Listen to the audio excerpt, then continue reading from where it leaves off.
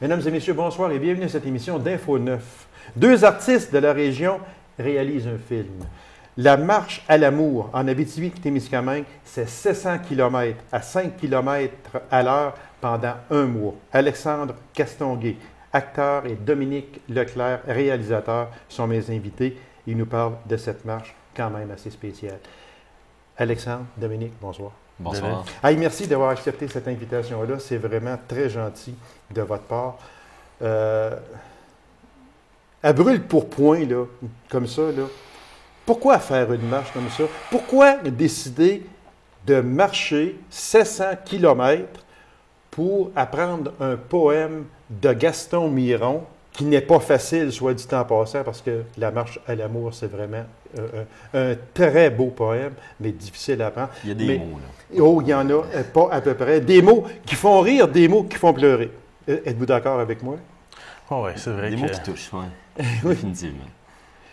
Je vais laisser la parole à Alexandre. Oui, comment, Alexandre, on en vient là, à ça, là, ça? On se lève pas un matin et on dit, moi, là, je pars puis je marche, là, puis on fait un film là-dessus. Là. Comment tout ça est venu, Alexandre? Ben, c'est pas en me levant le matin, c'était en me couchant le soir que c'est arrivé. Ah, OK, bon, OK. Je pensais qu'il était pour me dire, ben là, c'était en me couchant le matin. Qu'est-ce que c'est arrivé? Non, je me rappelle très bien. Okay.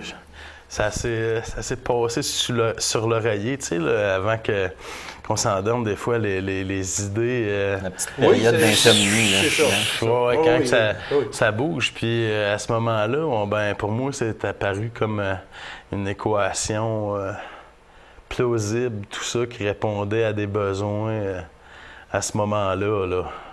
Il faut dire qu'Alexandre, à ce moment-là, avait perdu son permis de conduire.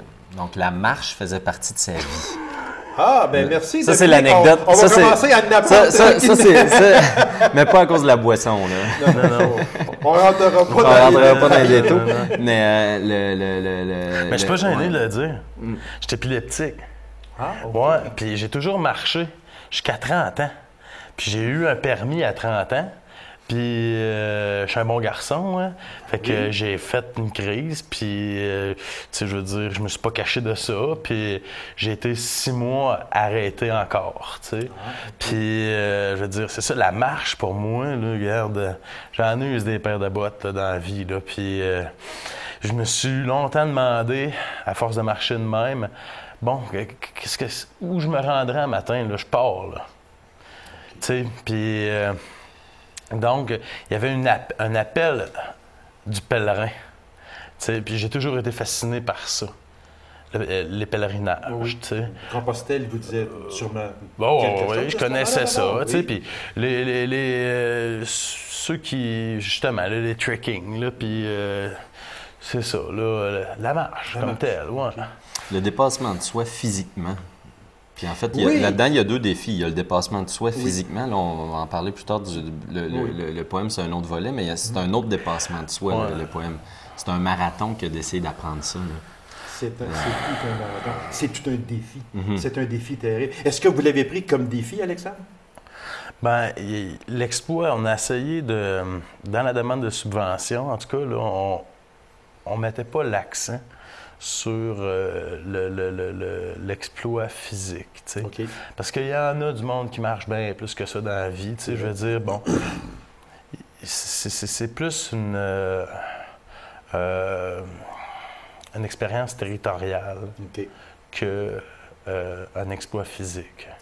Pour expliquer aux gens, vous avez fait cette marche-là de 700 km pendant un mois. Mais c'est dans le but aussi de faire un documentaire et de faire un film. Ouais. C'était ça. Il y a une expérience multidisciplinaire. Ça, j'aime ce mot-là, oui. Ouais, c'est vrai. Il y a une expérience théâtrale poétique. Oui. Quand que je rencontre des gens et que je leur fais le poème, on est dans le théâtre, quand même, c'est juste un spectateur. Rien. Parce qu'il y avait un endroit que j'ai eu, parce qu'il y a des brides qu'on peut aller voir sur Internet, et vous êtes assis sur un banc en avant d'une épicerie, je crois, d'un restaurant. Il y a une petite madame qui arrive avec son bébé, et vous commencez à jaser ça. J'ai trouvé ça quand même passionnant de voir ça. Concrètement, de la façon que ça se passait, il y a plusieurs niveaux. Puis, encore une fois, dans la demande de subvention, on a vraiment axé ça sur la démarche. Donc, on n'est pas parti à la recherche d'une vérité, on est parti à la recherche d'un questionnement.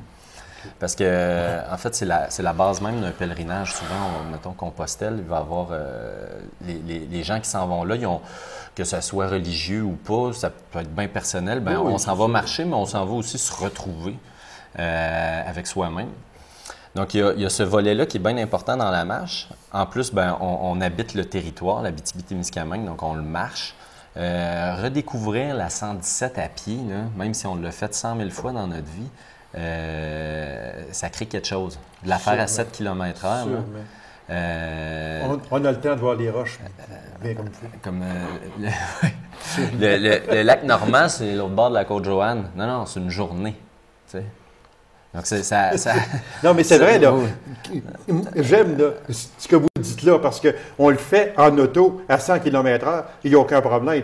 Mais faites-le à pied à 5 km/h. Quand je dis qu'on a le temps de compter les roches, je pense que c'est... C'était tout le temps ça. Tu sais, on dit, bon, où est-ce qu'elle est à la fourche de Pressac? T'as 15 minutes. et non pas 1 km, 15 minutes. 15 minutes. Bon, OK, 15 minutes. On se dit, bon, on est là dans 3-4 heures, 5 heures. Là. Parce que c'est ça, quand on arrivait dans un dépanneur, c'est ça, ça prend combien de temps se rendre là? 10 minutes? En char? Oui. Ah, OK. On l'a pour la journée. On n'a pas la journée. Non, mais c'est vrai, c'est quand même bon de mettre cette situation-là claire parce que tellement habitué de la faire en auto, il n'y a aucun problème. Puis, dans l'aspect multidisciplinaire aussi, il y a quelque chose que ça a pris du temps avant que je m'en rende compte. Mais, des fois, j'étais seul. Dominique n'était pas toujours là. J'étais pas toujours en train de faire le poème. Des fois, j'étais qu'un marcheur. Hein? Des fois, il pleuvait. Des fois, il faisait chaud. Il faisait surtout chaud parce qu'on a eu un mois de juillet. Oui, exactement. Un mois de juillet très chaud, oui. Puis, la majorité des voitures qui passaient à côté de moi, parce que je marchais sur le sens inverse du trafic, fait que je voyais les gens, on avait un contact visuel, tout le temps, quasiment. Puis ça me faisait penser à, tu sais, des fois, là, on est sur scène, puis on a des fois un contact visuel très rapide avec les premières rangées du public, tu sais, sans que ça soit voulu. Là, oui. Puis il se passe un petit quelque chose, il y a un petit contact. Bon, ben là, j'avais ce contact-là. Puis je me demandais à quoi qu'il pense, tu sais. Fait que là, quand il me voit, bon, le jeune, il a chaud. Ça doit être difficile. Ou pauvre gars, il mouille, tu sais. Fait que ça les ramenait ou maudit chanceux. Tu sais. Le gars qui est dans son truck puis qui se dépêche pour aller à un rendez-vous, tu sais, puis qui voit un gars avec un sac à dos sur le dos, puis qui se dit je lâcherais donc tout ça. Pour être comme lui. Fait que déjà, c'est ça. Fait que il y a un contact visuel qui ramène à une émotion, qui ramène à une réflexion. Fait que sans le film, sans le poème, juste en marchant, je jouais déjà mon rôle. Puis, y en a-tu des spectateurs? Incroyable. Il y en a beaucoup. Il y en a beaucoup. Puis c'est là qu'on se rapproche aussi de la performance. T'sais. Mais... Puis, parce qu'il y a un risque aussi, tu sais, on se croisait, les autos faisaient attention à moi, des fois ils me klaxonnaient après, tu sais, aussi, là, tasse-toi de là.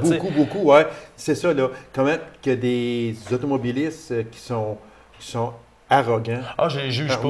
Non, mais c'est parce que, mais quand même, il y en a pareil. Vous avez sûrement dû le remarquer que, ah, mon Dieu, lui, il est pressé, lui, aujourd'hui. Hein, tu sais, puis tandis que, face à vous, vous étiez pas pressé. C'est que quand tu es à pied sur le bord d'une route, tu as les voitures qui te rappellent le rythme à lequel tu vas.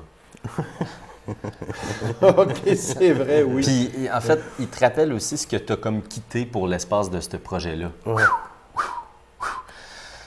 Donc, il y a pas, c'est un beau contraste, t'es à pied, puis t'as comme cette espèce d'action-là, puis c'est tes billes d'hydro, puis c'est tes téléphones, puis donc c'est ça qui passe. Vous avez sûrement, Alexandre, eu le temps de penser, là, de penser.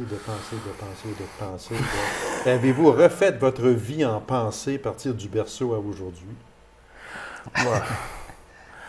C'est sûr qu'on fait des parallèles avec, tu sais, quand tu vis des épreuves ou des moments de grâce, là, tu fais des parallèles avec ta vie, tu sais, c'est sûr.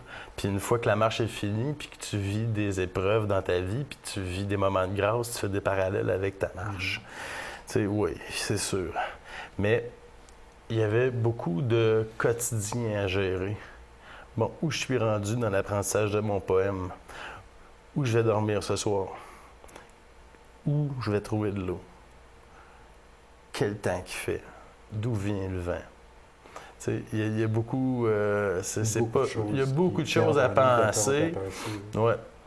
Puis ce qui était bien dur aussi, en tout cas, un truc qu'on n'avait pas prévu au départ, parce que quand tu mets ça sur papier, c'est un projet sur papier. Mais après ça, quand tu es dans l'action... Le papier et la réalité sont deux choses complètement différentes. Complètement.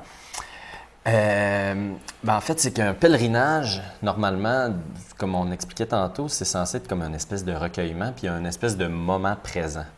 Mais nous, on avait comme l'objectif, puis l'objectif de faire un film et des capsules web. Mais à partir du moment où tu ouvres une caméra, puis que tu filmes un passage, tu es déjà dans le futur. Parce que tu t'imagines un montage, si tu filmes ça, c'est parce que tu penses que ça pourrait peut-être être pertinent pour le projet. Donc, il y a comme on était constamment dans une espèce de paradoxe du Quand tu fermes la caméra, tu présent. dis « Colin, j'aurais dû poser cette question-là. » Fait que aussi, tu es dans le passé. Oui. C'est vrai. Alors, c'est dur de se retrouver dans le présent.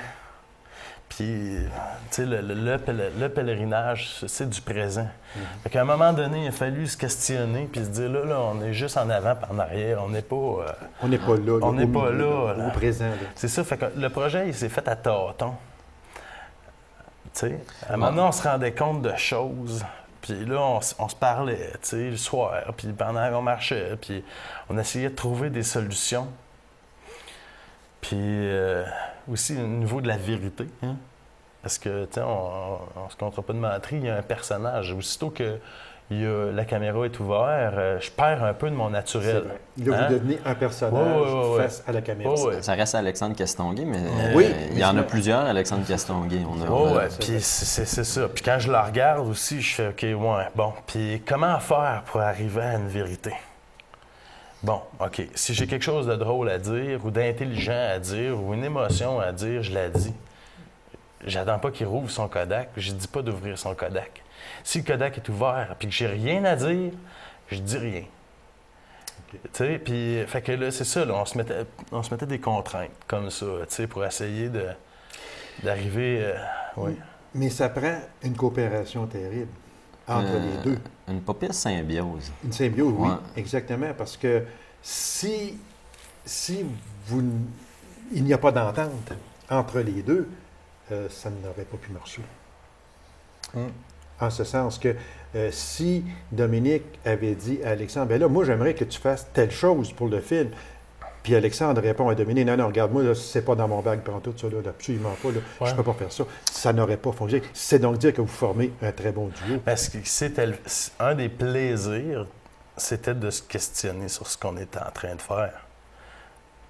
Les deux, on se questionnait au fur et à mesure. Parce que dans le fond, en partant, on a mis juste des balises.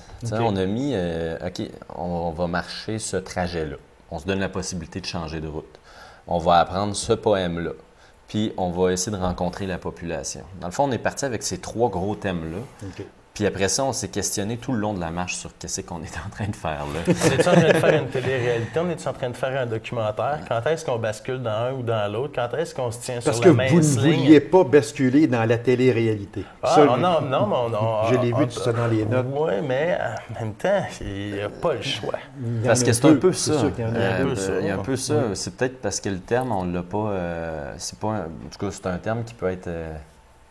Il peut y avoir péjoratif Okay. dans certains cas. Okay. Mais dans le fond, rationnellement, là, si on regarde ce que c'est pas loin de la télé-réalité. Il y a une limite qu'on voulait pas passer, c'est la limite du human interest. Là, mes peines d'amour, ces affaires-là. Il y a une limite à aller dans ma réalité. Puis, il y avait des choses que vous ne vouliez pas dire. Qu'on ne juge pas pertinent. OK, exactement. Que vous ne jugiez pas, dire ça devrait être dans mon film, puis ça ne devrait pas être dans mon film. Puis souvent, ce qu'on se faisait, c'est que on le filme, puis on verra au montage.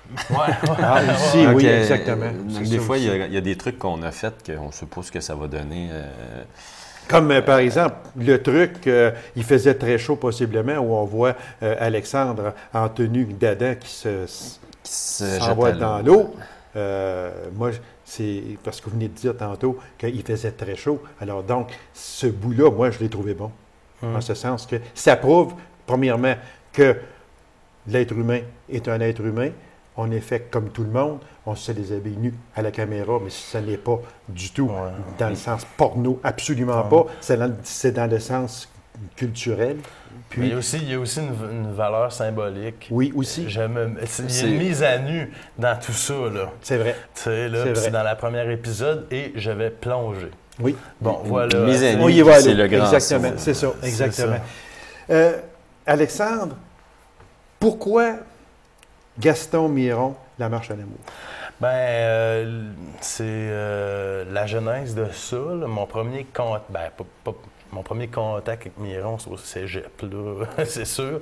Mais à un moment donné, Marcel Carle, feu Marcel Carle, la femme de Guy Carle, qui a été à l'université avec Miron dans les années 50, 40-50. Puis, Guy Carle qui est de Rouen, ancien directeur général de Rouen, Marcel m'avait donné, pas pour que je parte avec, la correspondance de son mari avec Gaston Miron. Puis j'avais travaillé ça, j'avais fait un montage de ça pour la nuit de poésie, je pense que c'était en 2006 ou en 2005, que j'avais rendu avec Pascal Gélina à Rouyn-Noranda. Oui. Bon, j'avais un contact avec Miron.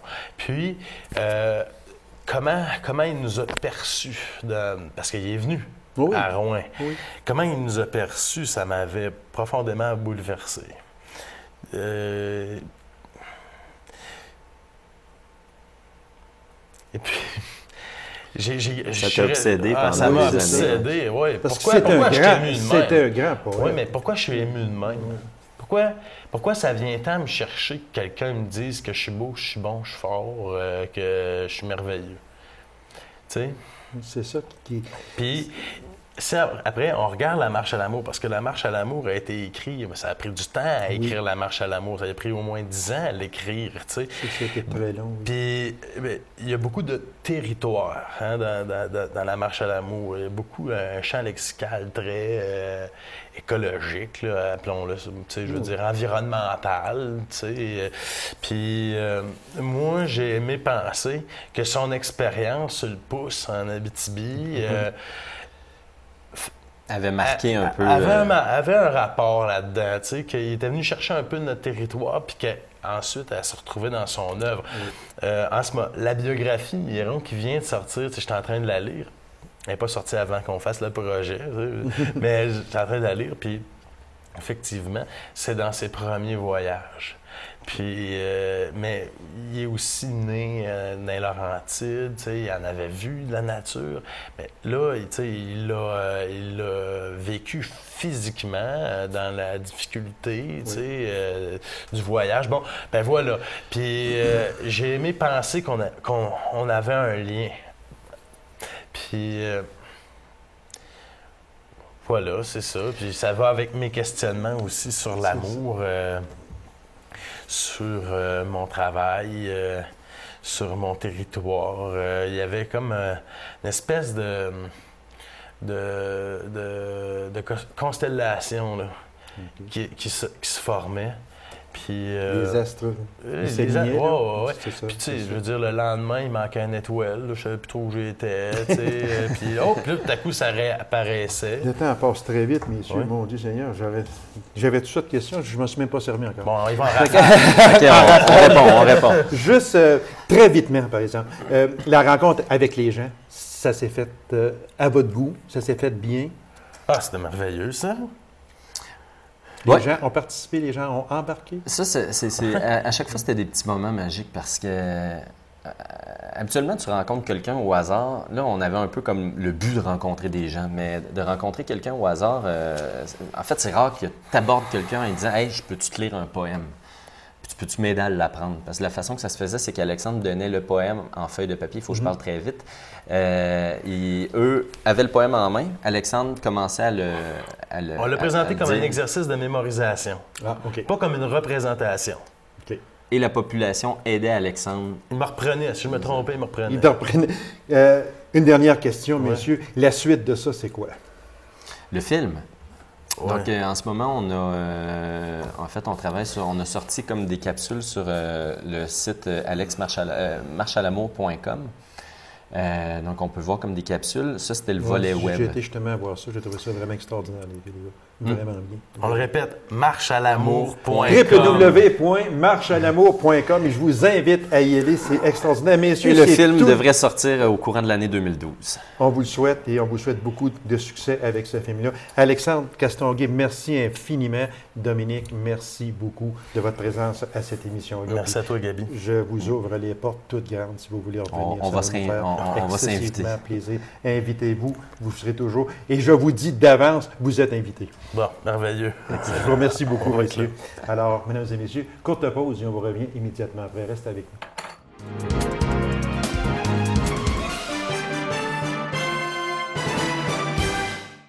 Est-il si important de se faire vacciner? Pourquoi se faire vacciner? Alors, pour répondre à ces questions, je reçois du Centre de santé et des services sociaux des Aurores boréales, Mme Carole Touzin, infirmière. Madame Touzin, bonsoir. Bonsoir. Madame Touzin, dans mon intro, je le disais, est-ce que c'est important de se faire vacciner? Pourquoi se faire vacciner? Je sais qu'on revient là-dessus souvent, mais c'est quand même important de se faire vacciner. Mais pourquoi? Tout à fait. Dans un premier temps, pour vous faire vacciner, et d'un, ça vous assure une protection contre l'influenza. Okay. Ça assure également une protection pour votre environnement, votre famille, votre conjoint et tout ça. Fait que c'est très, très important. Et plus qu'on est vacciné, moins il y a de risques de propager la maladie. C'est sûr que si on est un couple, si un se fait vacciner, l'autre ne se fait pas vacciner, ça serait mieux que les deux se fassent vacciner. Idéalement. C'est certain. Oui, tout à fait. Parce que si un attrape la grippe, peut le transmettre à l'autre. Parce qu'une chose qui est importante, je pense, à dire, Mme Touzin, c'est que on se fait vacciner. Avec ça, c'est fini, j'aurai pas la grippe de l'hiver. C'est pas tout à fait ça. Ça protège pour 6 mois un vaccin. En général, c'est toujours comme ça. Au bout de 6 mois, bien, on ne dit pas que vous ne l'aurez jamais, mais on vous dit que ça va vous protéger au moins pour ce laps de temps-là. Quand on dit protéger pour ce laps de temps-là, mais ça ne veut pas dire qu'on n'aura pas la grippe, là. Ça veut dire que on met toutes les chances de notre côté. C'est que si, maintenant, vous attrapez la grippe, vous ne serez pas contagieux. Vous ne pourrez pas le transmettre à d'autres personnes. OK. C'est ça qui est important. Puis aussi, ça vous... si jamais vous avez la grippe ou l'attrapez, bien probablement que les symptômes vont être beaucoup diminuer. Il y a ça aussi. Autrement dit, on va être moins malade. Ah, tout à fait. Il y a une question. Est-ce qu'on se fait moins vacciner depuis le fameux vaccin de la H1N1? Là? Parce qu'on se rappelle que ça avait fait les manchettes. On se souvient très bien que même dans les grands centres, mon Dieu, on faisait la queue des presque 1 kilomètre de long pour aller se faire vacciner. C'était pareil ici, dans notre région à nous. Maintenant que c'est plus dangereux, là, est-ce qu'on se fait moins vacciner pour l'influenza qu'avant? Première des choses, on ne peut pas dire que si on attrape une grippe, que c'est pas dangereux. OK? Parce qu'on sait qu'il peut y avoir des symptômes qui peuvent quand même aller très, très loin, jusqu'à une intubation, possiblement jusqu'à la mortalité. OK. Mais c'est vraiment dans les symptômes les plus graves là, d'une grippe. Par contre, si on compare avec le H1N1, il y a eu beaucoup de publicités qui ont été faites. On sait que ça ne s'est pas propagé comme on croyait. Oui, l'an passé, possiblement qu'il peut y avoir eu une influence en lien avec la publicité qui a été faite et tout ça. Donc, moi, je pense que cette année, on pourrait avoir une différence. L'an passé, on avait constaté effectivement une diminution de gens qui étaient venus se faire vacciner, mais pas... c'est pas dramatique. C'était pas dramatique, mais cette année, c'est important, là, vraiment, là, de reprendre cette bonne habitude que les gens avaient là, de se faire vacciner. Dites-moi une chose, Mme Touzin. Juste une question comme ça, là, ça ne concerne pas directement là, le vaccin, sauf que pourquoi que chez certaines personnes qui se font vacciner, comme moi, j'en suis une personne moi, qui se fait vacciner, puis ça me fait, je veux dire, j'ai aucune douleur, j'ai rien du tout. Puis d'autres personnes ont de la misère à se lever le bras pendant une couple de jours. C'est quoi Ça fait partie des effets secondaires normaux d'une vaccination. Ça peut donner des rougeurs, des douleurs. Puis, par même contre, il y en a qui sont obligés de se mettre de la glace. Des compresses d'eau froide, oui, c'est ça. Mais ça, c'est des symptômes qui vont durer peut-être 24 heures, 24-48 heures. C'est pas long. Et c'est évident que les gens, quand ils viennent à la vaccination, on les explique tous les effets secondaires possibles. Oui, parce que moi, j'en suis un qui me fait vacciner à chaque année, puis on répète toujours la même chose, mais c'est tellement bien dit, puis c'est bien informé, les gens. Ça, je vous en félicite, parce que réellement, on sait exactement à quoi s'attendre avant le vaccin et après le vaccin. Et de toute façon, en donnant l'information, aussi, les gens vont en même temps nous donner comme leur consentement, comme quoi ils sont d'accord à la vaccination. Il y a ça aussi. La clientèle cible. La clientèle cible, en fait, c'est comme toutes les autres années, c'est-à-dire les personnes qui sont aux prises avec des maladies chroniques, les jeunes enfants, et aussi les familles qui ont des personnes vulnérables autour d'eux. Donc, ça touche pas mal beaucoup de personnes de la population en général. Est-ce qu'il y a une âge? L'âge, c'est quoi? Bien, en fait, comme je vous dis, l'âge, c'est sûr que ça touche les jeunes enfants, ça touche les maladies chroniques. Donc, des maladies chroniques, si on parle de maladies chroniques, on peut parler de diabète, on peut parler de gens qui ont des cancers et de leurs familles qui sont autour d'eux aussi, parce que pour les protéger. On peut parler de différents types. Donc, l'âge tel quel, il n'y en a pas vraiment, là. Ça touche une clientèle 0,99 ans, à mon avis, là. OK. Fait que ceux qui ont 100 ans, ils ne peuvent pas y aller. C'est que ça, c'est des exceptions. Oui, exactement. Mais eux, surtout, il faut les vacciner. Il faut les vacciner, exactement. Le type de vaccination, c'est quoi? Les vaccins, cette année, ça va toucher l'influenza de type A. Il y a deux types de A et un type B. Ah oui? C'est c'est comme les autres années.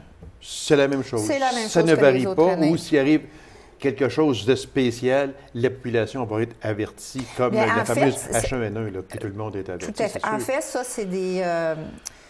il y a des études qui sont faites avant de décider quel type de vaccination qui va être produite à chaque année. Ça vient de Santé Canada qui donne qui fait les recherches et tout ça. Et par la suite, c'est transféré au niveau des provinces. Et il y a des vaccins qui sont faits en lien avec les recommandations. Ah, OK. Oui. Puis les dates, mais là, on ne les a pas actuellement, sauf que ça va sortir très bientôt. Oui, tout à fait. On débute à partir du 6 novembre. Et le calendrier tel quel, ça va apparaître dans le citoyen qui devrait sortir cette semaine. Et on a aussi publicisé ça dans les petits journaux là, des municipalités. Donc, les gens... Et ça va aussi être affiché là, dans tous les points de service là, des secteurs. Alors, les gens vont être au courant des dates et des endroits aussi où aller se faire vacciner. En terminant, 30 secondes seulement, qu'est-ce que vous dites à une personne qui vous dit « Moi, je n'ai pas besoin de ça pantoute ». Bien, moi, je dis que c'est très important de vous faire vacciner parce que, et d'un, ça va vous protéger, vous, mais aussi tous les gens qui sont autour de vous. Et en plus, si on se fait vacciner, on est certain que tout le monde va être protégé et que ça va diminuer les risques. Madame Touzin, merci infiniment. On demande à la population, oui, d'aller se faire vacciner. C'est gratuit. C'est gratuit. Et la cédule qui va sortir très bientôt, mais ça dure tout le mois de novembre. Alors, vous avez seulement qu'à vous informer des points de service. Alors, Madame Touzin, merci infiniment. Merci. Alors, mesdames et messieurs, merci d'avoir été là. On se donne rendez-vous à une prochaine émission d'Info 9. Au revoir.